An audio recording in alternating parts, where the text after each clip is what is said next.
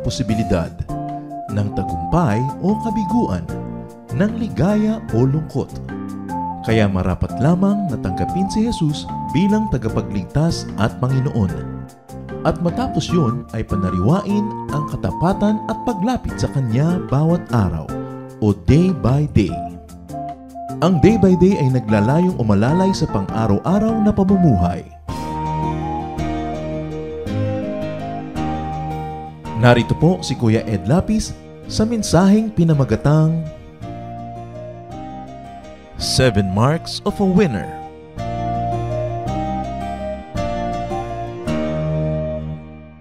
Our Lord God is the winner. He's the victorious one. Therefore, His people must be winners. Everybody wants to be a winner, and everybody can really be a winner in his own right, in their own context. God designed His people to be winners.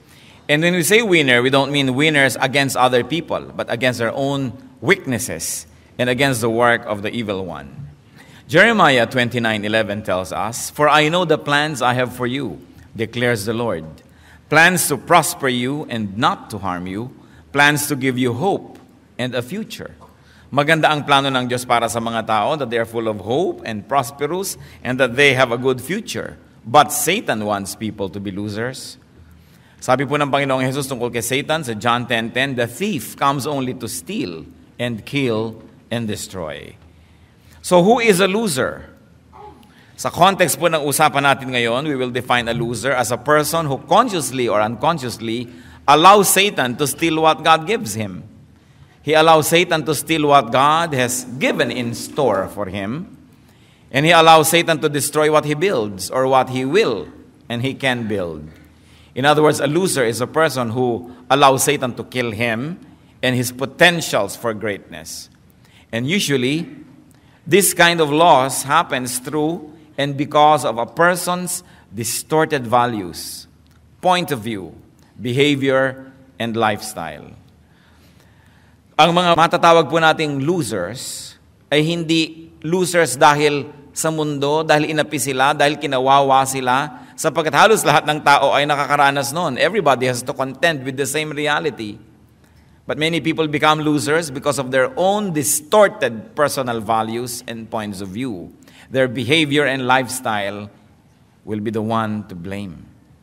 So nakikita po natin ang ating ding meaning ng winner is the one who consciously or unconsciously does not permit Satan to steal from him, to kill him, or to destroy him. We like to discuss 7 marks of a winner so that the people of the Lord may always be guided to win and to become winners. Heavenly Father, we pray that your message may be simple, that we may understand and apply your message in our life. Patuloy niyo pong linisin ang aming puso, purify our motives, cleanse us spiritually so we can look at you and we can behold you and hold your hand and obey your voice. Be the speaker, Father. We ask you to sit on your throne of power and dispense blessings to your people. Kayo po ang maging tunay na tagapagsalita. Tuntungan po ng inyong paa ang inyong lingkod. Gamitin niyo pong kasangkapan, subalit lahat po ng mga karunungan sa inyo magmula. At sa pangalan ng iyong anak na si Jesus, ibinawaksin namin ang lahat ng presensya ng masasamang espiritu. Binibigo namin sa pangalan ng Panginoong Jesus ang anumang masasamang balak ng masasamang espiritu at masasamang tao laban sa iyong mga anak na nagkakatipon-tipon ngayon. We cover ourselves with the blood of Jesus and ask you, Lord Jesus, be our shepherd, be our teacher, be our guide. Father, we ask that you will bless us and lift up your name. In Jesus' mighty name we pray. 7 marks of a winner. At nais ko pong tingnan natin ang ating sarili, ang mga mahal natin sa buhay, ang ating mga nasa paligid, kung tayo yung mga winners, because we should be winners, because our God is a winning God, the winner Himself. Winners, first of all, know their right place. They stay in the right place. Lagi pong naaalala ang lola namin, sinasabi, lumagay ka sa lugar. Sapagkat yan ay isa sa mga pinakamahalaga na quality ng isang tao. Marunong siyang lumagay sa lugar. Hindi siya lumalagay sa hindi niya dapat kalagyan, hindi niya inaagaw ang lugar ng may lugar, leaving his own place empty. Maging sa creation, ang lahat po ay nasa lugar. Genesis 1:16-17. God made two great lights, the greater light to govern the day and the lesser light to govern the night. He also made the stars. God set them in the expanse of the sky to give life on the earth. In fact, the Lord set not only the stars in their places, but He set all things in their right places. At sabi sa Bible, in Christ, all things hold together. Proverbs 28 verse 2, when a country is rebellious, it has many rulers, but a man of understanding and knowledge maintains order.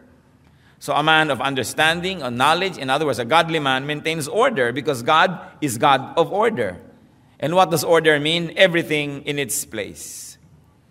Kaya daw po pag magulo, maraming rulers, kasi dapat isa lang talaga ang ruler. Magulo, pagka merong mga wala naman sa lugar nila, lumulugar sa pwesto ng ruler, hindi naman sila dapat, kaya nagkakagulo. Nature and creation is a clear display of order. Nature and creation is a set of clear boundaries and positionings. Hanggang niya lang ang tubig, hanggang niya lang ang dagat, hanggang dyan ang bundok. Kaya po nagkakagulo-gulo tayo. For instance, Metro Manila, puro flood. You know why? Dahil tinitirhan ng mga tao ang tabi ng ilog. Ang tabi ng ilog ay dapat walang bara para pag tag-ulan na maraming tubig na sabay-sabay na bumababa mula sa mga bundok, ang lahat ng yan ay buong luwag na makapaglakbay at makarating sa dagat. Pero dahil binabarahan natin ang mga ilog, ang mga bahay sa tabi ng ilog, yung easement, kinukuha nila, dapat yun walang building, hanggang kaduluduluhan ay tumutungtong na yung mga poste nila sa ilog dahil sa kasakiman ng hindi nila lupa ay tinitirhan nila, kinakamkam. Ano nangyayari? Pag umulan, walang puntahan ng tubig, kaya nabubulok ang tubig sa paligid natin, ang tawag natin baha. Even Manila itself is full of esteros. Ang plano nila nung araw dyan, mga 100 years ago, gawin ang Manila na parang Venice, sa dami ng mga canals. Anong Venice? Venice, panis ang nangyari. Dahil tinirhan ng mga tao, inamkam ang mga ilog, binahagisan ng basura, so when the rains come, walang mapuntahan ng tubig. Even in towns like Los Baños, where it used to be nice when it rains, dahil sa dami mga village dito, village dyan, kinamkam din ng mga waterways, pag umuulan, baha. Because people are not in the right place. Even your house must be in the right place. Ang mga mangyan, ang gagaling nilang gumawa ng mga bahay, o obserbahan nyo, nandun sila sa gilid ng burol na hindi tinatamaan ng malalakas na hangin. Kung dito yung hangin, dito sila nakatira. Marurunong. Dahil sa tamang lugar, kaya malayo sa disaster. Pag nasa mali kang lugar, disaster ang lagi mong kasunod. To survive, to thrive, and to be a winner, one has to be in the right place. Lalong-lalo kung ano yung gifting mo. Ano ang yung natural talent? Marami pong mga magulang sa kagustuhan ng mga anak nila maging engineer, maging doktor, maging kung ano-ano. Kahit hindi yun ang talent at gifting ng bata, pinipilit. So 7 beses nang nagbo-board, di pa pumapasa. Hindi kasi yun ang tama niyang lugar. Alam niyo po, ang buhay ay fair. It doesn't mean that life is uniform and everybody is the same. But what is fairness in life? That everybody is gifted to be a winner in something. So when you operate according to your giftedness, your natural talent, doon ka magiging winner, doon ka magsashine. But when you are in the wrong place, you will never shine. It will always be just an uphill struggle.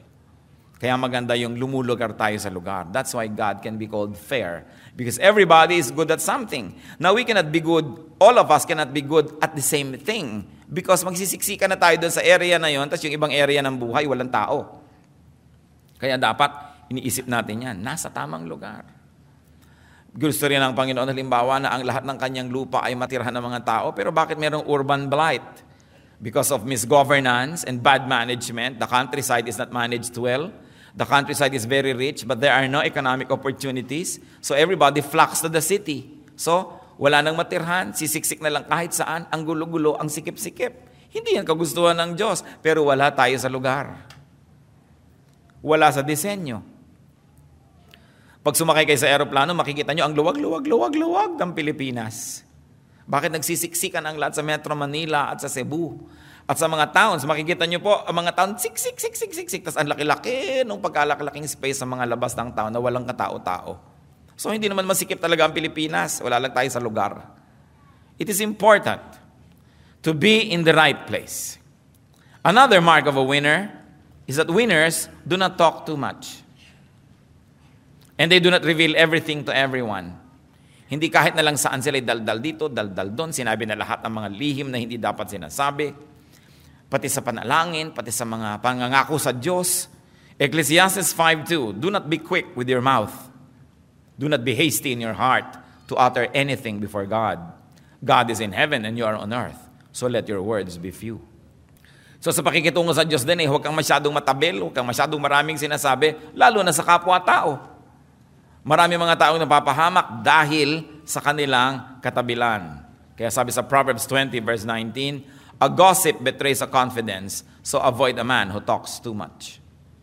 And if you talk too much, and if the Bible says you must be avoided, how can you be a winner? For us to win, we need a lot of help. We need help from people. But people help only those that they like. And if you talk too much and if you cannot be trusted, who will like you? Therefore, who will help you? It is important not to talk too much. Especially kung ang mga talk natin nakakapagpabigat sa ating kapwa. One mark of a loser is that he always complains. Lagi siyang may reklamo, lagi siyang may hinaing, lagi siyang may daing, lagi siyang may hinanakit, lagi siyang may problema. So ano pong ginagawa ng mga tao? Iniiwasan siyang kausapin.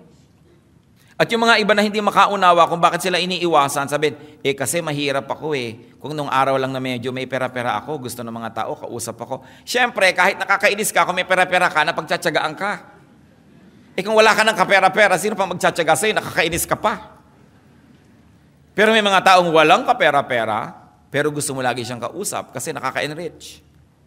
This is the winner.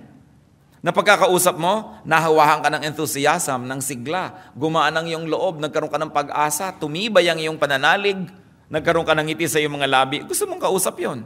Pero gusto mo bang kausap yung taong ting darating ang traffic? Hindi umaandar ang motor namin ng tubig.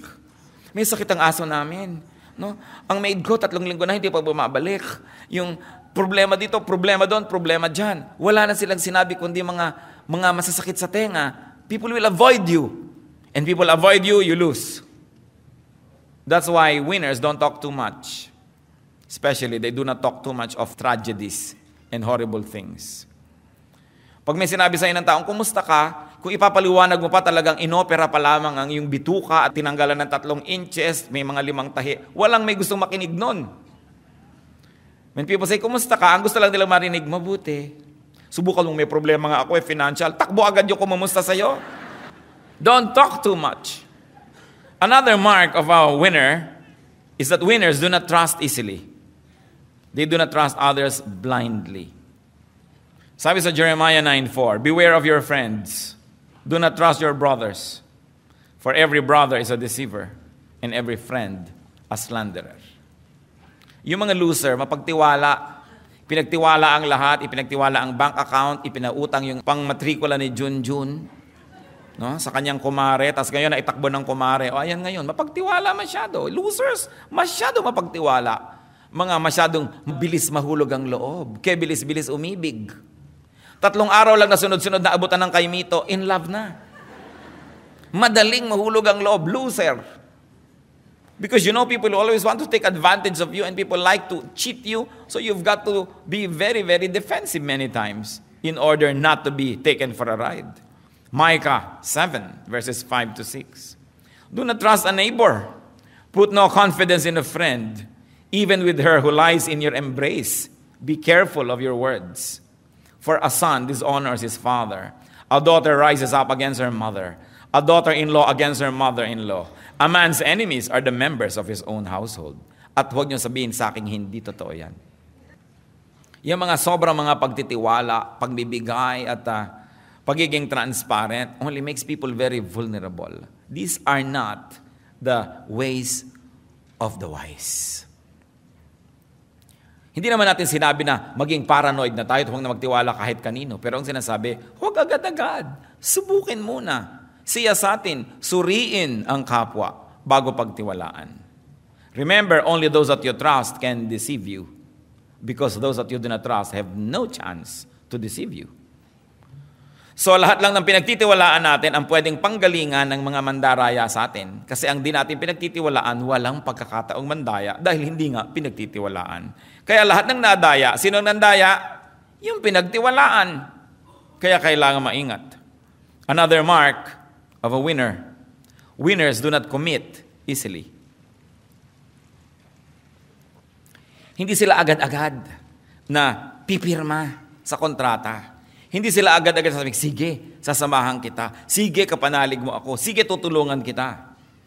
Wise people, winners, say, I shall see. Or if you want to be spiritual, let me pray about it. No? Why don't I pray and you fast? No? Pag may nagsasabi sa'yo, pautangin mo naman ako, sige, ipagpe-pray ko, ipag-fast mo muna.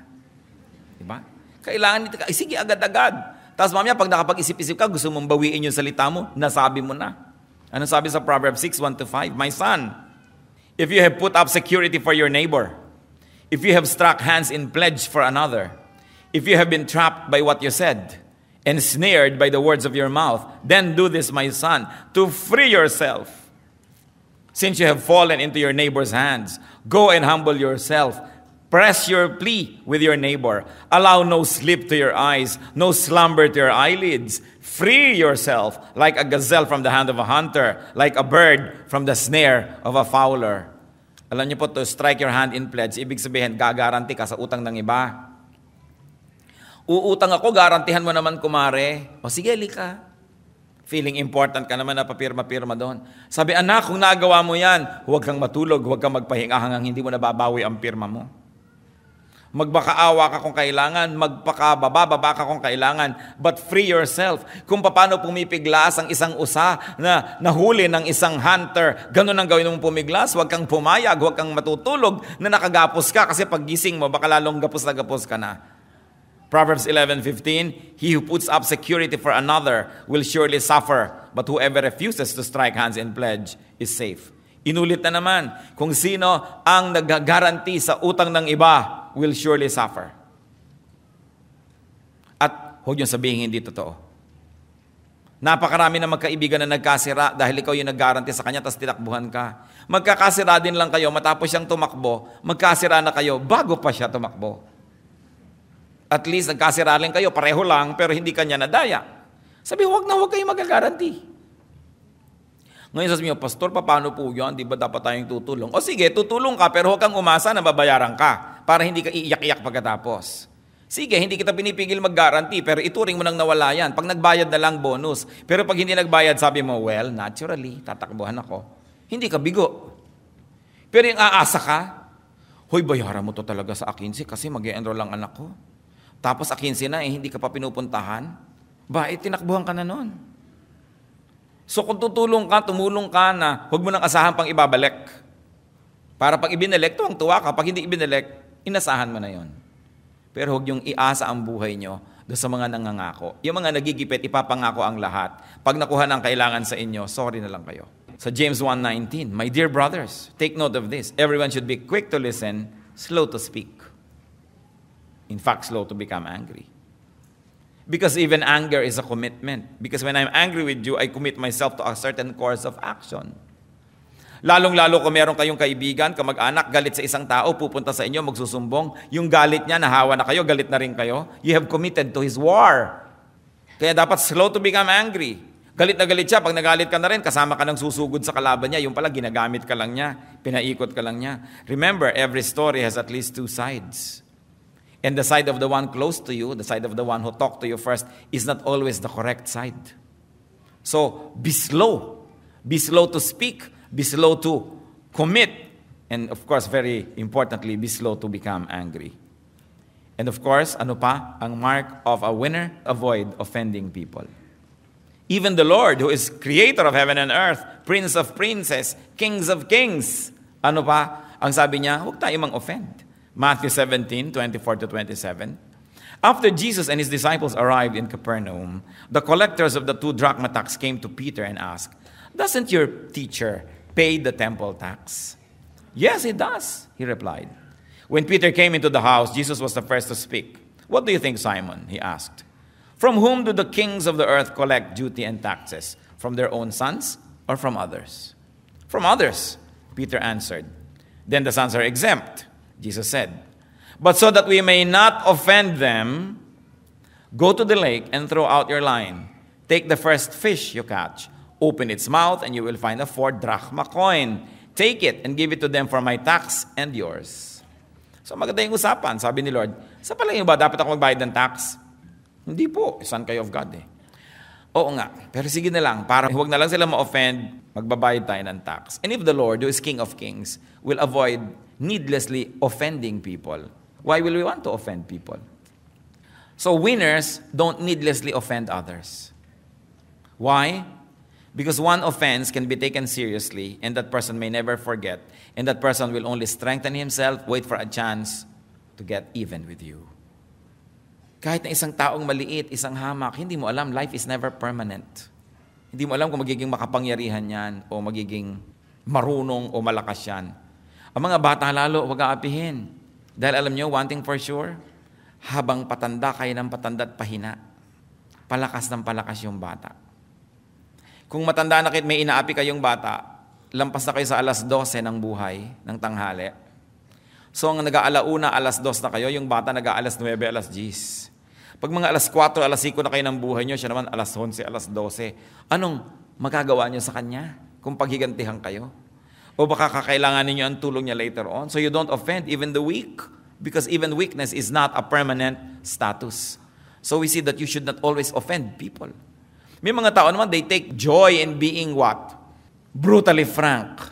Gustong-gusto nila pag nagsalita sila, may napapahiya, meron sila i-correct. May nagmamagaling na nga, may nagpapasikat, papahiyain mo pa, sasabihin mo pa, mali ka, ito ang tama. Anong gusto mo, magalit siya sa'yo? You will never win a friend. And you always need many people to help you for you to succeed. So wise people, winners, do not offend people. Kaya ang sabi sa Psalm 139 verse 24, see if there is any offensive way in me, and lead me in the way everlasting. Losers offend many people. Winners achieve because people help them. People help those that they like. And people do not help the offensive. Nagtataka ko, may mga tao, talagang tuwang-tuwa sila na may nabara sila. Yung nagkakantsawan, sasaktan mo yung feeling ng isa, pipintasan mo siya, sasabihin mo hindi nakakatawa ang kanyang joke. Why can you not hold your peace? When you cannot say something that will make people feel good, shut up. Unless you are a prophet. But remember, the prophets get beheaded, they get killed. No? Miserable ang nagiging mga ending ng mga propeta because they don't hold their mouth. Kaya mahirap yung prophecy as ministry. Another mark of winners. Winners make and keep themselves useful. Dapat useful. Kahit po si Paul, kahit na deserve niya ang lahat ng support at tulong ng mga taong pinapakain niya spiritually, dinala niya sa Panginoon, tinutulungan. Sabi niya 2 Corinthians 11:9. And when I was with you and needed something, I was not a burden to anyone. For the brothers who came from Macedonia supplied what I needed. I have cut myself from being a burden to you in any way and will continue to do so. Winners are pleasure to be around. In other words, hindi sila pabigat. Ang mga losers, pabigat. Tuwing darating sila, ang sinasabi lang nila, give me. Pag dumarating sila, sinasabi nila, comfort me, feed me, take care of me, encourage me, and that drains your energy, so you don't want to be around too much. Therefore, they become losers. Dapat lagi po tayong useful. Kung meron mang ibinibigay sa atin ng kapwa, meron tayo dapat ibinibigay in return. Tinutulungan nila tayo in one area, susuklian natin ang tulong in one area. Hindi yung kabig ka lang ng kabig, wala ka namang taya. Napakahalaga to be useful. And when people are useful, you want them around. When they are helpful. Napakahirap nung papakanin mo na ikaw pa ang magluluto, ikaw pa ang magliligpit, ikaw pa ang mag-entertain, hindi man lamang tumutulong. Kailangan ng tao lagi humahanap ng paraan to be useful. Then you will be a winner because people will like you. Ephesians 4:11-12. It was he who gave some to be apostles, some to be prophets, some to be evangelists, and some to be pastors and teachers, to prepare God's people for works of service, so that the body of Christ may be built up. So everybody must be into some work of service. If you are part of the body, kung ikaw ay part ng body na walang silbi, di tatanggalin ka lang kasi pabigat ka lang. Useful people are winners. Because even those who help them benefit. Maging ang inililimos sa kanila ay nagmimistulang mga puhunan na tumutubo pagdating ng panahon. Sapagkat ang ginagawa nilang mabuti sa kanila ay sinusuklian nila ng ibayong kabutihan. Kung tayo po tumatanggap ng kabutihan sa ating kapwa, lalo pa nga halimbawa, medyo mahina tayo, may sakit tayo, panahon ng kahinaan, tiyakin natin na may mga panahon naman na kaya natin at may kakayahan tayo, tayo naman ang tumutulong, tayo naman ang nagbibigay. Kung sa ating mga kamag-anak, meron tayo laging mga potluck, meron tayong mga event, lagi ka nalang dumarating na wala kang kadala-dala dahil talagang walang-wala ka, okay lang. Pero tiyakin mo naman na pag nagkakaroon ka, magdadala ka naman kahit man lamang 3 siniguelas, kalahating santol. May dala ka man lang so that people will see your good intention. It is important to communicate na wala lang akong dinadala kasi wala pero tingnan nyo, pag nagkakaroon ako, kahit in a little way, nagdadala rin ako. So that people will not avoid you. So that you are useful. Napakahalaga po, lagi nating susuklian ang ginagawa sa atin ng ating kapwa. Pati ang Panginoon, nang binigyan niya yung mga tao ng mga puhunan, hinanapan niya ng tubo at pinarusahan niya yung hindi nakapagpatubo. Yung konting ibinigay, binawi pa niya at ibinigay niya doon sa mayaman na dahil napalago niya yung ibinigay sa kanya. Lalo pa siyang binigyan. Sabi ni Lord, yung marami na, bibigyan pa kasi masipag. Ngayon, yung mga wala na't hikahos, yung konting napunta sa kanila, babawiin pa sapagkat sila yung mga batugan. At ayaw na ayaw ng Diyos ng tamad. At pampito po, na mahalagang mark of a winner, ang isa pong mahalaga nating dapat tandaan, winners value their good reputation. Pinahahalagahan nila ang kanilang pangalan, yung kanilang karangalan. Hindi yung makakain lang ng libre kahit na nawala na ng dangal. Makapanghingi lang kahit na mura na ang kanyang reputasyon at ang kanyang sarili. Proverbs 22 verse 1, a good name is desirable than great riches. It is more desirable than great riches. To be esteemed is better than silver or gold. And Ecclesiastes 7:1, a good name is better than fine perfume. Yung pangalan po natin, yung impression natin, napakahalaga. Hindi yung meron lamang isang buffet, pinagbigyan mo na ang lahat ng iyong katakawan at parang isang buong bundok ng hibok-hibok ang iyong plato. So, titiisin mo na konti na lang para yung iba magkaroon pa at hindi ka naman mapintasan. Hindi yung pagka nagkaroon ng pagkakataon, kuha ka na ng kuha, nawala na yung iba, baliwala na lang ang yung pangalan. It is very important to value our good name. Especially if we are in the service of the Lord. Tayong mga Kristiyano. Kaya ayoko ng mga fundraising, sulat ka ng sulat ka, kani-kanino. Gusto mo mag-retreat, gusto mo mag-camp, wala ka naman pera, kung kanino-kanino ka hihingi, manahimik ka sa bahay, doon ka magdasal, nandun din ang Diyos. Hindi yung naging cheap ka na, hingi ka dito, hingi ka doon, para ka lamang makapunta kung saan-saan. Meron tinatawag po ako ng Lord na mag-mission, mag-immersion, mag-observation sa Thailand, sa Burma, kung saan-saan. Tapos lahat na ng tao magpapalimos ka. Kung tinatawag ka ng Diyos, di bibigyan ka niya ng pera. Ngayon hindi ka binibigyan, manahimik ka. Kapitbahay mo lang, kamag-anak mo, hindi Kristiyano, dapat mong missionin. Kailangan pa bang magpunta sa Cambodia para maging missionary? Kaya hindi ako masyadong ganado dyan sa mga kung ano, nung hingi ng hingi. Even sa atin, kung gustong mag-retreat, gustong mag-camp, magpapa-sponsor kung kani-kanino. Bakit hindi ka mag-alok ng something in return? I always tell our youth, malapit na ang camp. Baka manghihingi na naman kayo kung kani-kanino ng pang-camp nyo. Ba't hindi nyo i-offer na, 8 buwan ninyong huhugasan ng kotse niya at i-sponsor niya kayo sa camp? Give something in return. Hindi ka naman baldado, ba't ka nanghihingi? O sasabihin mo, ipapamalengke ko po kayo, o pag namamalengke kayo, babantayan ko yung bahay nyo. Give something of yourself. You don't just ask. Ang humihingi lang talaga yung walang kakayanan, yung sobrang bata pa, o sobrang tanda na, o sobrang may sakit. Pero pag may lakas ka na magte-text, may lakas ka maghugas ng kotse, may lakas ka na maglinis ang bakuran ng may bakuran. So you say, magkakampo ako, baka pwede na sponsor ninyo ako, lilinisin ko inyong bakuran. Dapat willing ka. One time, alam niyo naman yung mga racket-racket ng mga pupunta sa'yo. Alam niyo po, dati po akong bilanggo. Ito po mga tattoo ko. Tingnan niyo. Gusto ko na po magbagong buhay. Kailangan ko po ng pamasahe. Papunta sa probinsya namin. Bibigyan niyo ba ako? Hindi. Yung mga ganyan. Mga racket-racket yan. Para takot mo na lang sa tattoo niya, bigyan mo ng pamasahe. Kung anong tattoo mo? Ang tattoo ko. Gusto mo tingnan? Tapos meron naman nahihingi. Sabi ko, teka, ano yung nanghihingi na yan? Alam nyo, kuminsan yung church natin, hindi tayo lagi nandito sa mall. Palipat-lipat tayo. May time na masyado kang accessible sa mga ganyan.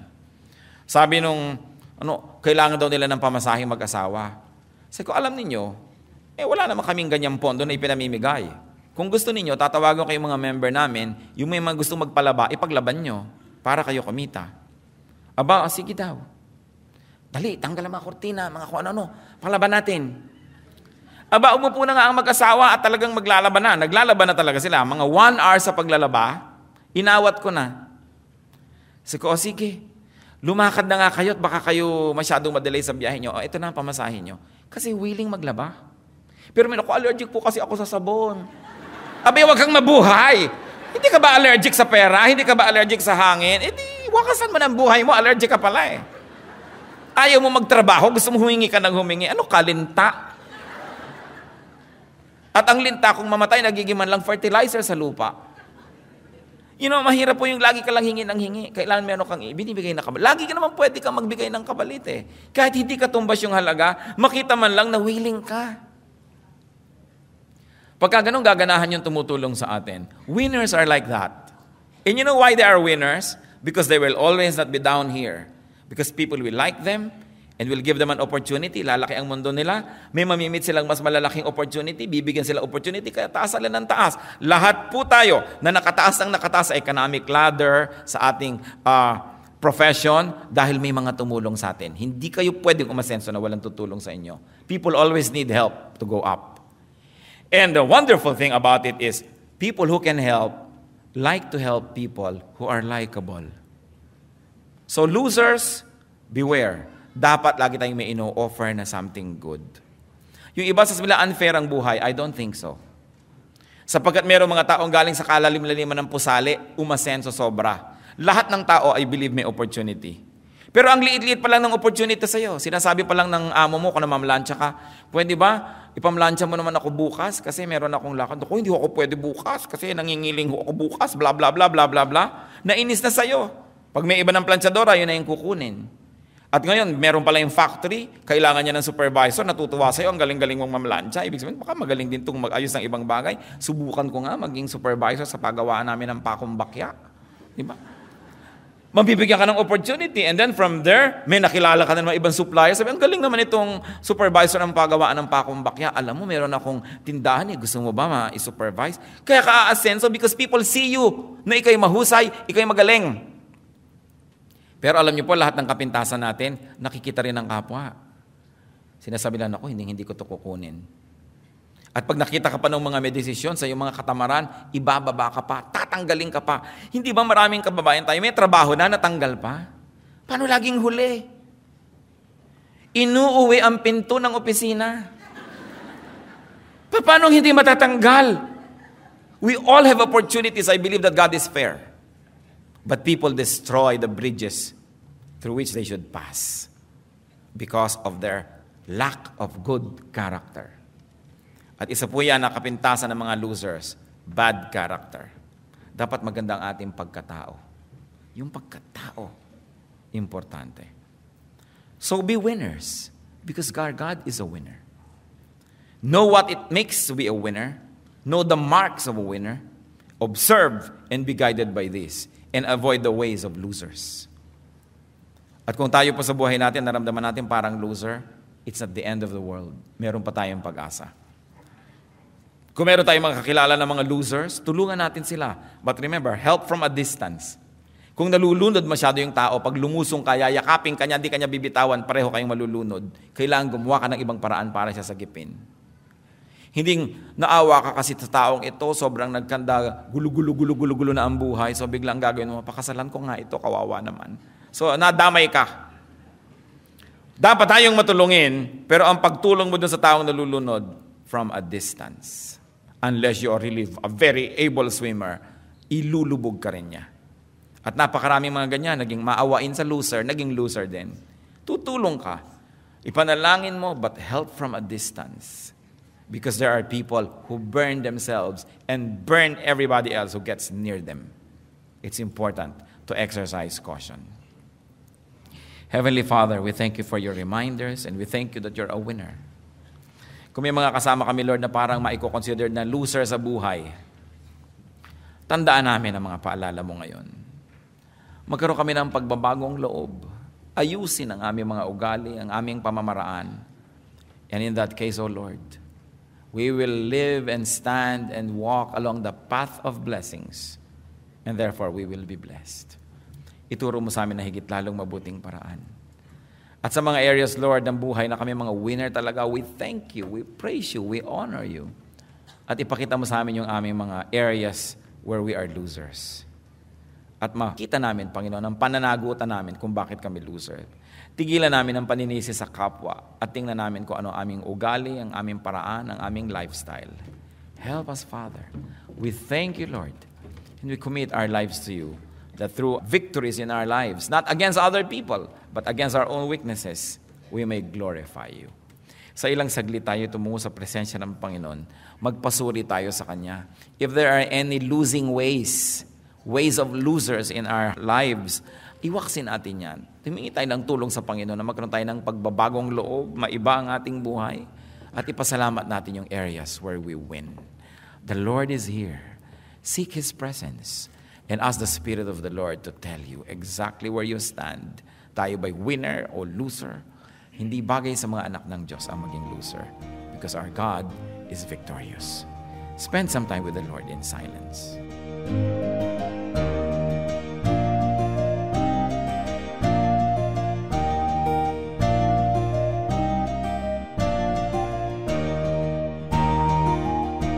Ang katatapos pong mensahe ni Kuya Ed Lapiz ay pinamagatang 7 Marks of a Winner.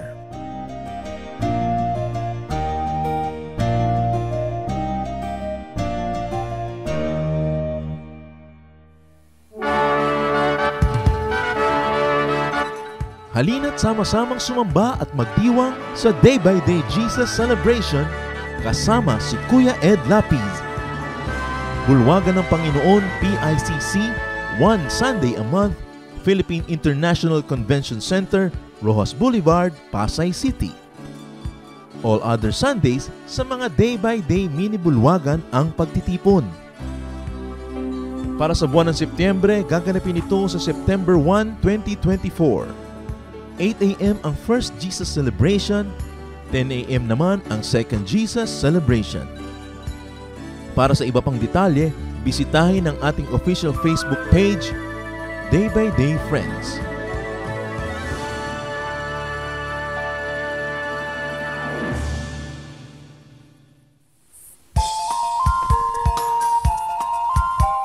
Magandang araw. Ako po si Pastor June Benaflor ng Day by Day Jose Abad Santos. Inaayahan ko po kayong dumalo, makibahagi at makisaya sa aming pagtitipon tuwing Biyernes sa 4th floor, Dulce Memorial Chapels, Jose Abad Santos, Tondo, Manila. Nagsisimula po sa ganap na 5 ng hapon ang Jesus Study at susunod po sa ganap na 6 ng gabi ang Jesus Celebration. Para po sa karagdagang impormasyon, tumawag o mag-text sa 0921-651-2206 o bisitahin ang aming FB page, DVD Jazz. Magkita-kita po tayo, hihintayin po namin kayo.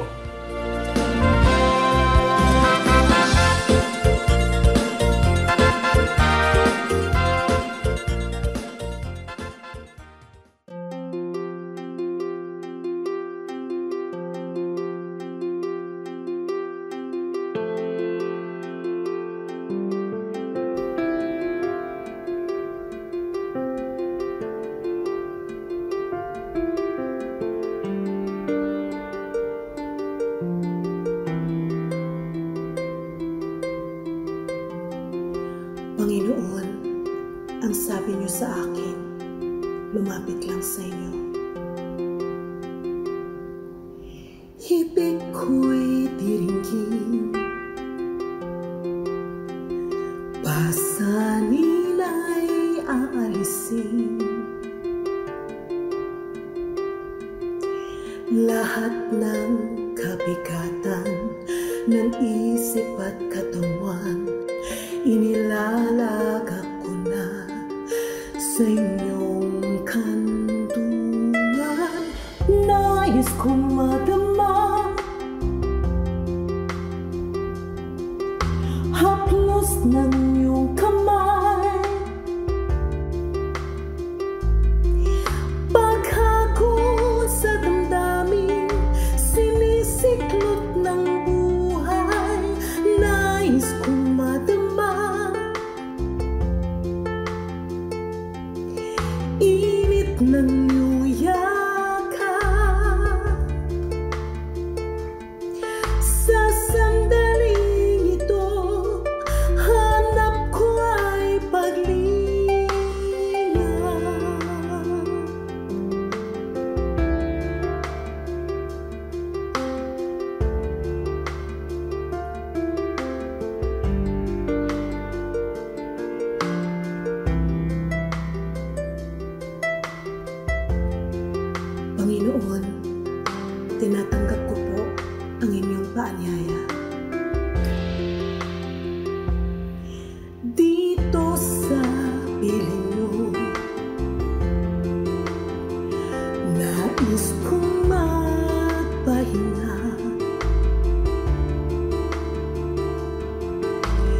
Ang pagod kong puso naghahanap ng ligaya, lapatan mo ng lunas, bigyan ng pag-asa.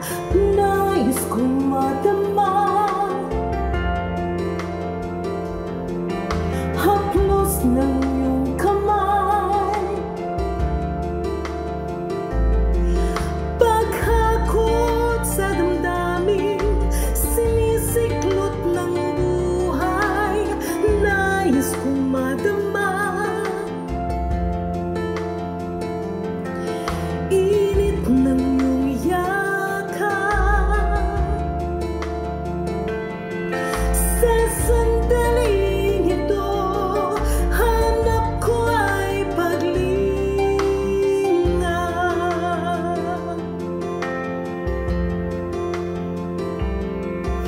Narito ako ngayon, ito yan mo, sa bisig ng iyong pagmamahal.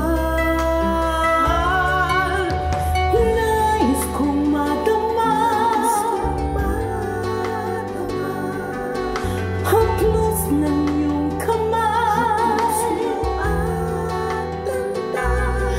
paghakot sa damdamin, sinisiklot ng buhay. Nais kong madama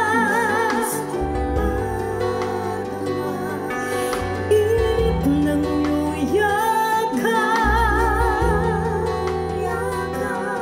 Sa sandaling ito, hanap ko ay paglinga. Nais kong madama haplos ng iyong kamay, paghakot sa damdamin, sinisiklot ng buhay. Nais kong madama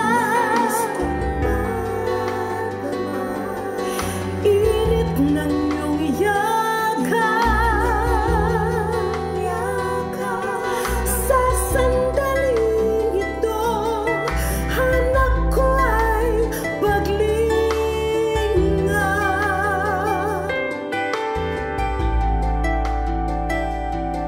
Sa sandaling ito, hanap ko ay paglinga.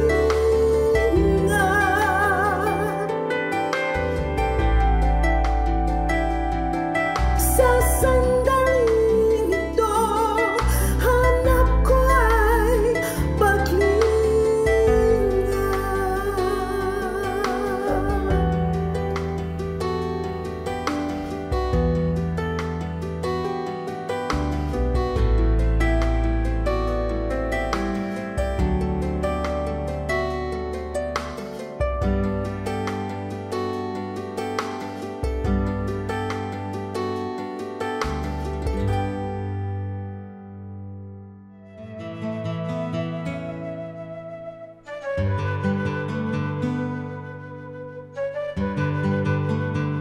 Bakit kay haba-haba ng mga pagpapaalam ng mga Pilipino? Kasi nga pa tayo mapagmahal, kaya ayaw natin tinatapos ang mga mabubuting bagay, lalo yung pakikipagmabutihan at pakikipagkapwa. Kaya may goodbye na sa taas ng bahay, may goodbye pa daw sa may hagdan, hanggang baba, at pwede ka pang ihatid hanggang bus stop o sa parking lot. Because we don't want to end a good thing. Natural sa atin yan. We are a very spiritual people and therefore timeless. Ayaw natin na merong very marked endings, especially ending a good thing.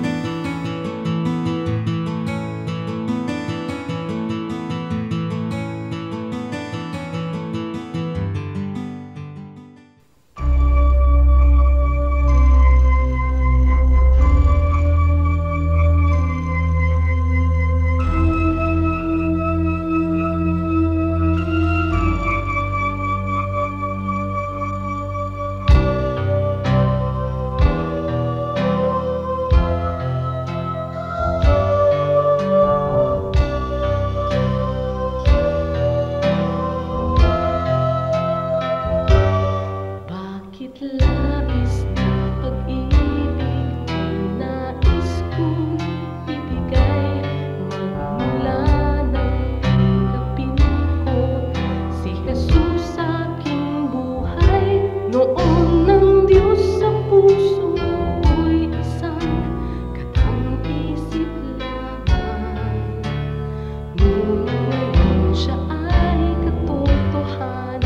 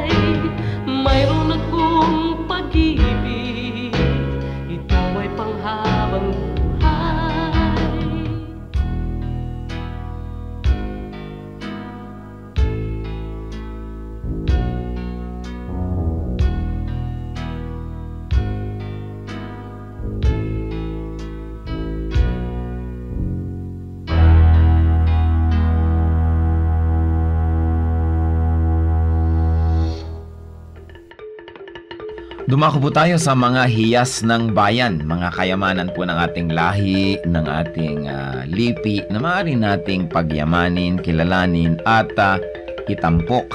At ito po ay atin ding ipamana sa mga darating pang henerasyon. Ang atin po ngayong itatampok na hiyas ng bayan ay ating mga kasabihan. Marami po tayong magagandang mga kasabihan. At bakit po kayamanan ng bayan ang mga kasabihan? Sapagkat ito po ay mga karunungan na naipon, sinala, niliglig, binuo ng panahon. Sa tagal ng ating mga karanasan bilang isang bayan, bilang mga mamamayan, bilang tao, ang ating po mga ninuno ay nakabuo ng mga salawikain na nakabase sa mga mahahaba, matatagal at malalalim na mga karanasan. Kaya dapat lamang namang pahalagahan ang mga kasabihang ito, sapagkat hindi naman tayo basta-basta makakaimbento ng kasabihan sa loob ng isang araw o isang linggong karanasan. Kailangan po ang mahabang pag-oobserba sa buhay, pagdidili-dili, at pagkatapos po ay pagbubukas ng isip. Ang atin pong kasabihan na itatampok sa araw na ito ay galing sa Katagalugan: ang kahoy na likot baluktot, hutukin hanggang malambot. Kung lumaki at tumayog, mahirap na ang paghutok. Talaga nga naman po, tamang-tama. At ito po ay galing sa UP Cultural Dictionary for Filipinos ni Thelma B. Quintanar at mga kasama. Uulitin ko po ang kasabihang ito: ang kahoy na likot baluktot, hutukin hanggang malambot. Kung lumaki at tumayog, mahirap na ang paghutok. At siyempre, ito po ay hindi naman talaga tungkol sa mga kahoy ang pinag-uusapan. Bagamat napakaganda po nung nakikita natin dito na imagery. Yung kahoy nga naman na puno habang maliit pa lang at malambot pa ang mga sanga at malambot pa ang katawan at medyo likuyan o baluktot o kung saan-saan pumupunta, kayang-kaya pa nating hutukin, lagyan ng suhay at iurong dito o kaya ay patigasin sa ganong patungong direksyon. Subalit kung yan ay malaking-malaki na at punong-puno na, hindi na natin yan pwedeng maiba. Dahil matigas na at mataas na, baka hindi pa natin maabot. At ito po naman siyempre yung metaphor na ito ay may kinalaman sa pagpapalaki ng mga bata, sa paghubog ng kaisipan, sa paghubog ng mga paniniwala at mga pagpapahalaga. Napakahalaga ang pagtuturo sa bata ng mga konsepto ng tama at mali, ng maganda at ng mga hindi maganda, habang ang tao ay bata pa, habang ang kanyang isip ay mura pa, at habang siya ay masunurin pa, habang siya ay dependent pa at umaasa pa sa kanyang mga magulang o sa mga matatanda, habang siya ay teachable and impressionable, ay kailangan na dumating tayo sa talagang masusi at seryosong pagtuturo. Napakahalaga na turuan ng mga bata sa tamang panahon. Huwag po nating ipaurong-urong ang pagtuturo sa mga bata. Pag kami mga itinatanong, huwag natin sabihin, o bata ka pa, hindi mo pa malalaman yan, saka na, pagtanda mo na.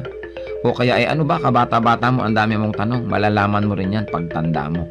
Kailangan po maingat tayo sa pagsagot sa mga tanong, ibigay po natin ang mga sagot na tumpak at tama, at itrato natin ang mga bata na parang matanda kung ating kausap, igalang din natin sila, at bigyan natin ng mga tamang paliwanag.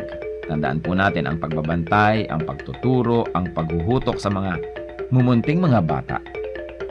Yan po ay magkakaroon ng panghabang buhay na epekto sa kanilang buhay. Kaya isa pong mahalaga na paalala rin sa ating mga magulang, bigyan natin ng oras ang ating mga anak, bigyan natin ng panahon na mahutok yan sa tama, sapagkat kapag malaki na, mahirap na po yan na ibahin pa.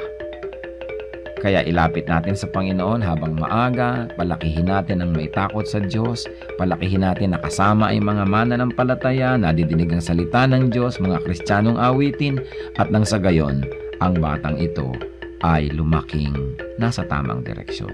Sabi rin po yan sa Bible, train up a child in the way he should go, and when he is old, he will not depart from it.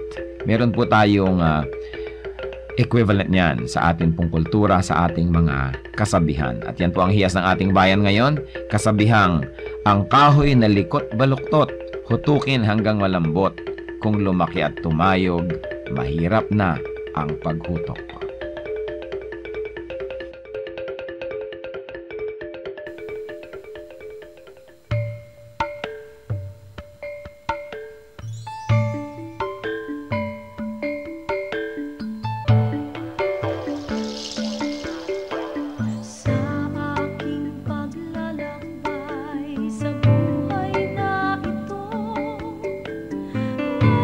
Isang bagay sa puso'y aking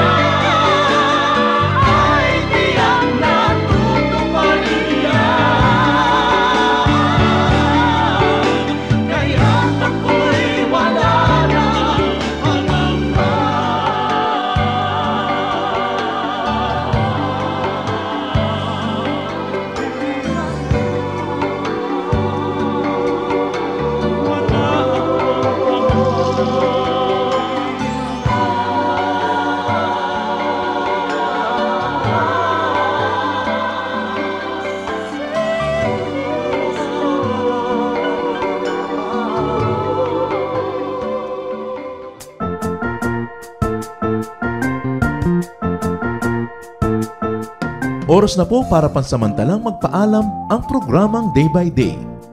Tayo po'y magsama-sama tuwing ika-6 hanggang ika-7 ng umaga, araw-araw. Magandang umaga po at mabuhay ang Panginoong Hesus!